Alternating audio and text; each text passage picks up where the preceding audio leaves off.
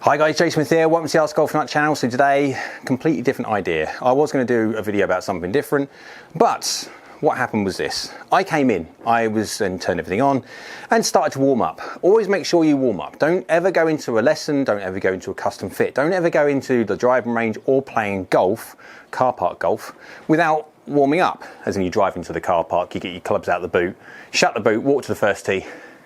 So yeah, you kind of got the idea. You don't warm up until 5 or 6 holes, and by that time your scorecard is knackered. Anyway, so I grabbed a golf club. Just happened to be the i230. There we go. And then started warming up and started hitting. And every single time I hit i230, it just reminds me of just how nice and how good this golf club is. So, I'm going to do a video today about if I had to have a ping bag, if I had to have a ping iron set bag, or if I chose to, what would it be? What would there be in this bag that would suit me as a golfer? So, i230 definitely. So we're going to start off with i230, but it's not going to be a full bag of i230 or full bag of irons. There's another iron that we'll do after this. But i230, again, full review up on there that I've done on this. I've done full reviews and compares as well, where I test all over the face forgiveness to see what drop-offs there are and what kind of golfer it would suit and all that lot. But that's for the full review. But even in compares, what goes again and again and again is just how nice feeling this thing is. It is so surprising every single time I hit an i230 just how nice it is. It really is. So, and that's down to the micro urethane micro thingies, activated elastomer, whatever they want to call it, that they stick in these things. So it's basically a cushioning substance which deadens sound, acoustics, feel, that kind of idea. Activated elastomer, I think it is. But yeah, it's got loads of other tech in it as well. Bear in mind it's an i210, but beefed up. But not beefed up in dimensions because it's the same size. Although when it comes to the 4, 5 and 6, it's definitely not beefed up, which is why I wouldn't play it, because they get smaller. Yeah. So these things aren't massive anyway, but then in the 4, 5 and 6 they actually get smaller because apparently the tall players like it. So bear in mind, if you're going to get a full set of i230s, the 4, 5 and 6 irons. Yeah, kind of get the idea. Right, so let's go give this a hit, because there's one thing I don't like about the i230. Makes no real difference, but I will tell you what it is. So slightly low on the face, slightly face open, that is going to miss it. No, it's not, it's got enough. I think I've got this pin set at like 178, which I'm not going to hit with an i230 at this speed. But the reason why I've done it, because I'm making room for the next golf club, of which I'll get to. So yeah, 1 degree open, that's me. 3mm hill, 6mm low. Now, that's gone 36 yards in the air and 50 degrees descent angle at 169. It's fine. There's no problems with it at all. That's me that's doing that. But the feedback that I get from it is immense. I mean, I'd have to go full on blueprint to get a similar amount of feedback, a sensation of where I'm hitting on the face. But the blueprint is tiny and it is really unforgiving. As soon as you move even a small amount from it, the ball speed is zapped off the face. Yeah, so only people that are like so really good at striking can really have blueprint. But the feeling is nice. So what is this one thing that I do not like about an i230? That's just lovely. That could go in.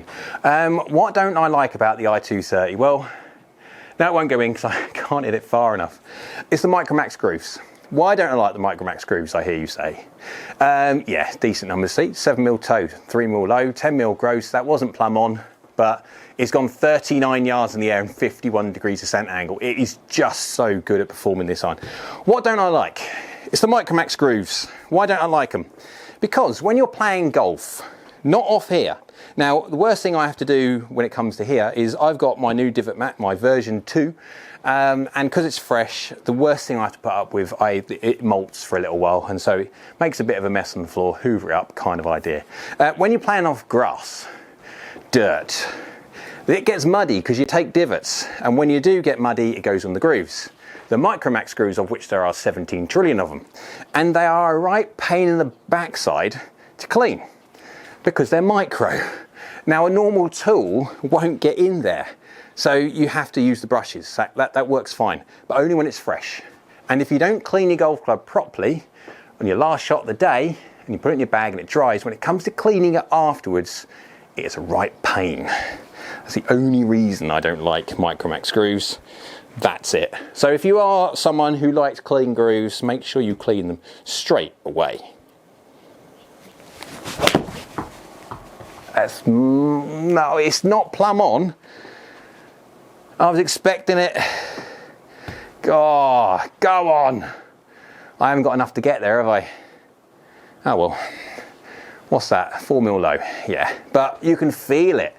It's just the sensation you get from it. You're being really picky to the millimetre where you're hitting it, but that's just good for the iron. I mean, that's a case of we all haven't got really expensive launch monitors telling us where we're hitting it, so having that capability of the feedback from an iron is brilliant. Right, so that's a few shots hit, but I'm not going to have this all the way through the bag because, again, one, I don't play a 4-iron anyway. I go to a hybrid. 5-iron's my longest iron.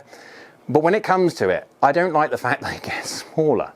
If anything, with a 5-iron, I want something a bit more confidence inspiring, additional help in launch. Again, the reason why I go to a 4 hybrid is because my 4-iron just doesn't go high enough.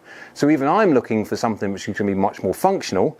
And so why would I make life harder? So let's go transition to the next one. Let's go flick over and see which way I'd go after the i230. Back now with my chosen golf club when it comes to ping in the longer irons. Now, the reason why I don't like i230 in the 5 and 6 iron is because they start getting smaller, and also the fact that you've got lower further back CGs in an i525 over an i230. And when you miss low on the face, which is my miss, when I play in my blades and I do hit my 5 iron slightly thin, you are penalised. Now, obviously, a 5-iron blade has got more loft, so I'm on that bracket if I can still hit it slightly low on the face, but still get away with a functional flight. As soon as you start changing when it comes to 4-irons, yeah, that's why I go to a hybrid. What I could do is I could quite easily go to something like a hollow head design when it comes to the 5-iron to then further protect against the odd miss that you do inevitably have. And obviously more people have certain misses and other people have those. Yeah, you've got to play your golf around an idea, understanding what your miss patterns are, etc. That's how you get better at golf. So yeah, i525, lower further back CG. It's a hollow head design, springy head design. So when it comes to the loft gapping of these things, remember this is a 7-iron, as was the i230. By i230 is 33 degrees, this is 30. So there is a loft difference. Now, what would I do when it comes to gapping these? Personally, what would I do? I would have 2 7-irons. Why would I have 2 7-irons? Is because if this is a 7-iron at 30 degrees and i230 at 33, there's 3 degrees already. With the extra punch of the springy face, the chances are also by adding extra ½ inch to simulate this being a 6-iron rather than obviously 2 7-irons, you'd gain the extra distance that you would need for normal loft gapping anyway. But you can always play with it. If you get to a point where you think your 6-iron isn't quite going far enough, you can always tweak them by a degree or so. Or you could go the full route of power specking and also retro specking certain things to try and blend them properly. But then you do mess with offset, you do mess with lofts and bounces and stuff. So not my chosen thing. I don't mind having 2 7-irons in the bag as long as I know which one's which, different grips, that kind of idea. And you can always tell the difference between i525 and i230 anyway. So, right, let's go give this a hit because it has got Micromax grooves and I'm not a great fan. We have discussed why, but just clean your golf clubs. That's it. Here you go. And to be fair, considering this is the bigger head, I mean, obviously you've got sole thickness and top lines and blade lengths are fractionally bigger, but it's not hugely much different to the i230.